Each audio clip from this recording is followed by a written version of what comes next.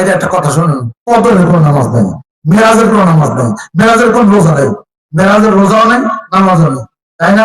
কদরের কোন নামাজ নেই, কদরের নামাজ পড়ো। রমজান মাসে 24 তারিখ নাটোর গেছিলাম উত্তর মাহবুব, আসার পরে দণ্ড আমাদের সাথে তাহারি করছে। তাহারি পড়ার পরে বেতের আগে দিয়া মানুষ বেতের ওই বাদ দিয়ে ইমাম সাহেব বাদ দিয়া মাইক খুলে বসে পড়লো, আর মানুষের নামাজ পড়তেছে। আমি হোসেনকে জিজ্ঞেস করি, মহতাম কিভাবে কিছু নামাজ পড়া? সর্বদা নামাজ আছে, কোন কোরআন দেখাতে পারবেন? আমি তারপর নামাজের পরে বক্তব্য শুরু করি, বলে সালাতুত তাসবিহ নামের নামাজ আছে, সালাতুল ইস্তিখারার নামে নামাজ আছে, তো সালাতুল কোরআন নামে নামাজ আছে, আচ্ছা সালাতুল ইশরাকের নামে নামাজ আছে, কিন্তু সালাতুল কদর নামে কোন নামাজ কোন হাদিসের কোন জায়গায় দেখাতে পারবেন? আগে নামাজ ছিল, ওখানকার মুক্তি ছিল, দেখাতে পারবেন? সবে কদরের নামে কোন নামাজ নাই, সবে মেরাজের নামে কোন নামাজ নেই, কদরের নামে কোন নামাজই নাই। আবার সেই নামাজের অর্থ কি? সুন্নাত তারাবির রমজানের মধ্যে বেতরের নামাজ জামাতের সাথে পড়া সুন্নতে মুআক্কাদা, তারাবির পরেই বেতরের নামাজ জামাতের সাথে পড়া সুন্নতে মুআক্কাদা। সুতরাং তারাবির পরে বেতরের নামাজ সুন্নতে মুআক্কাদা জামাতের সাথে না পড়িয়া তোমার মাঝখান দিয়ে রক্ত বের করলে কদরের নামাজ নেই। আবার এই কদরের নামাজের অর্থটা কি? বেতর আর তারাবির মাঝখানে এই অর্থ ঠিক করে যে এটা করতে দিন। তবে হুজুর মানুষের বলে তারা কদরের নামাজ পড়বে, মানুষের বলার নাম শরীয়ত না কোরআন হাদিসের নাম শরীয়ত? এটা ধর আমাদের কি করছো তোমরা? খবরদার, লোকজনকে বললাম খবরদার এই কাজ করবেন না, আর তোর আমাদের সারা হুজুরা কেন উঠাবে না? হুজুর আমরা ভুল হয়ে গেছে, ভুল হয়ে গেছে, আমি আসলে খেয়াল করিনি, হুজুর আসলে ভুল হয়ে গেছে। এটা একটা কথা শুনুন, কদরের কোন নামাজ নেই, মেরাজের কোন নামাজ নেই, মেরাজের কোন রোজা নেই, মেরাজের রোজাও নেই, নামাজও নেই, তাই না?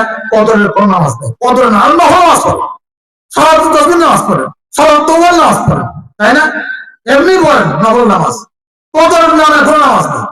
আমি 2 রাকাত সালাতুল কদর বললাম, এই নামে কোন নামাজ নেই। আবার তার অর্থটা কি? আমি নিজের পক্ষ থেকে বানাইছি তাহারি আর বেতনের নামাজ, কেন? অথচ বেতন জামাতের সাথে বলা কি সুন্নাত। অনেকে আবার দেখা যায় বুজুর্গি দেখায় কথা, আমি তাহাজ্জুদের নামাজ পড়ি ভেতরের পর, তাহাজ্জুদের নামাজ পড়ে ভেতরে বলবো। রমজান মাসে ওই বুজুর্গি চলবে না।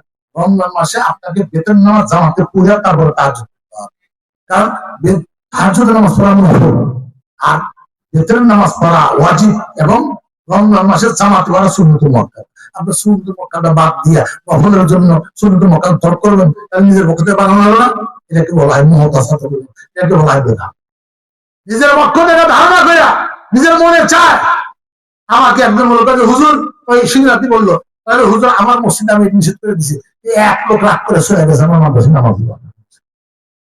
তো রাগ করে সরে গেলে কি হবে? তাহলে আমার মতো হবে, আর মনে চায় যে আমি সালাতুল কদর করবো। সালাতুল কদর করবো, তোর মনে চায়, তোর মনে চাওয়ার নাম শরীয়ত না কোরআন হাদিসের নাম শরীয়ত? কিসের নাম শরীয়ত? কোরআন হাদিসের নাম শরীয়ত, তাই না? তো কোরআন হাদিসের নাম শরীয়ত, তুমি কোরআন হাদিস বাদ দিয়া তোমার মনে যা চাই তাই তুমি করবে।